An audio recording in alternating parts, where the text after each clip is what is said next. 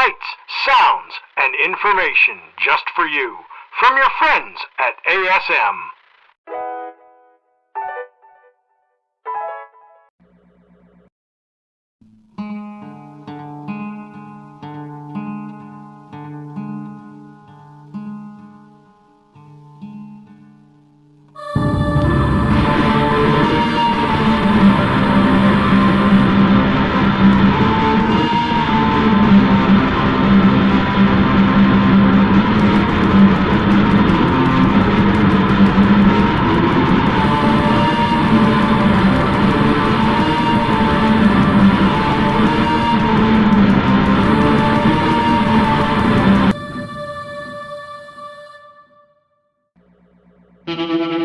Welcome to the turn of night.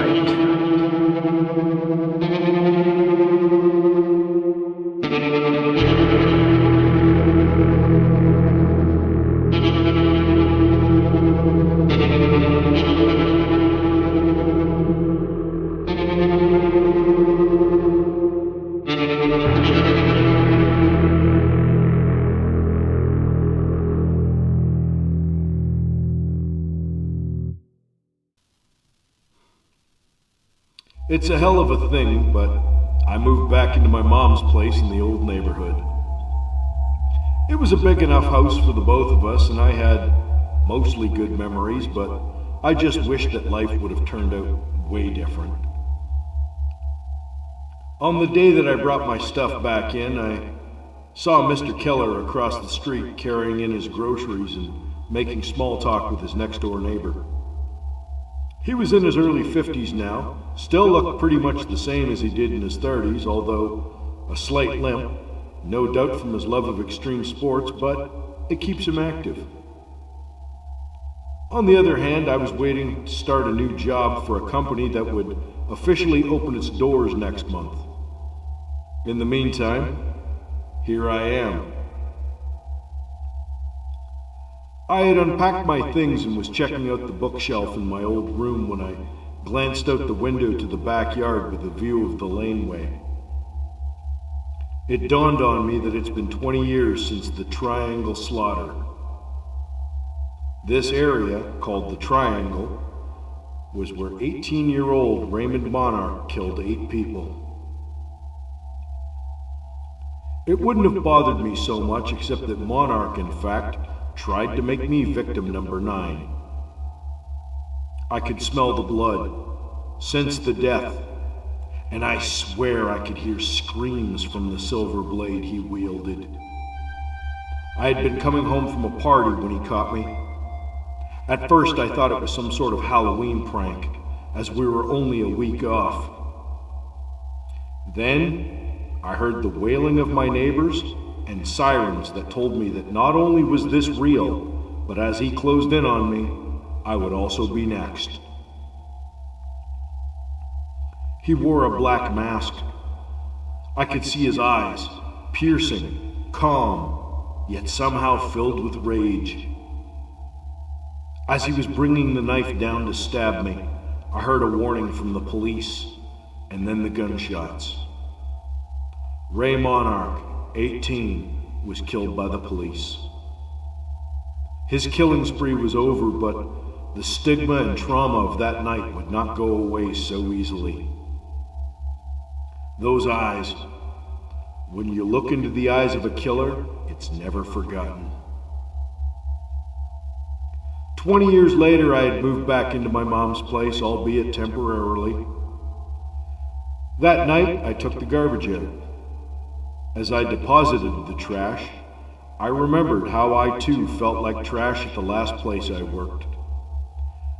They had really done a number on a bunch of us. It was a clear case of greed by some already filthy rich business owners, and the salaries we received were a pittance in comparison. I'm thankful for the living wage, but those bastards, their great-grandchildren will never have to worry about money. I sauntered back to the house when there he was, 50 feet away from me. I had to rub my eyes because I must have been hallucinating. Raymond Monarch was indeed killed by the police all those years ago. I'm certain of it.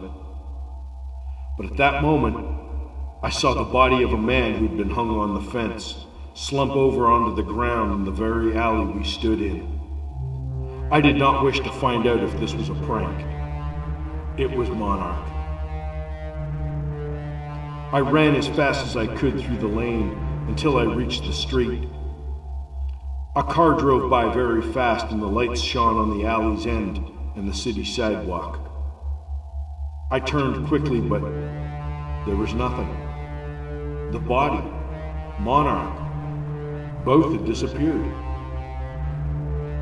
I walked backward, very slowly, and scanned the area, when a voice called out, "Hey kid, you're gonna get hit by a car." It was Mr. Keller. "Thank God it's you, Mr. Keller. You gotta help me. He's back and he's murdering again and he's..." "Whoa, kid, calm down. Come on over to my place. Let's get you a drink and we'll catch up and you can tell me all about it." On the way over, he explained that he was out doing some rock climbing earlier, as his leg injury was much better. He told me to sit down at the table and he threw his backpack onto a chair. Handing me a beer, he explained how he'd moved back into his old house after renting it out for the past 2 decades. After the unpleasantness years ago, he had to get away. His injuries wouldn't prevent him from living life now, though. He asked me about moving back into my mom's place. I explained how I was doing okay until the former company railroaded us and sold us out for a quick payday, how my relationship fell apart, and what I had witnessed earlier. As I spoke, I noticed a picture on his cabinet. It was him, younger and with a child. He had no kids that I knew of. I sort of trailed off as my eyes zeroed in on the kid in the picture. It was Raymond Monarch. He would have only been about 15 years old in the photo, but it was him with Keller. I remembered at that moment how Monarch's body went missing, and had heard rumors of a bad climbing accident that Keller had.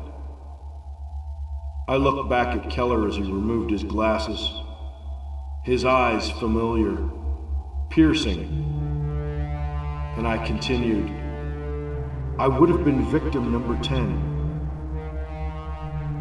He glanced at the photo and said, "Quite a nice picture of uncle and nephew." Looking back at me, he said, "Actually, you'd be number 11. He reached into his backpack and pulled out the bloody knife. It was him. Some work on the face, but it was him. When you look into the eyes of a killer, it's never forgotten.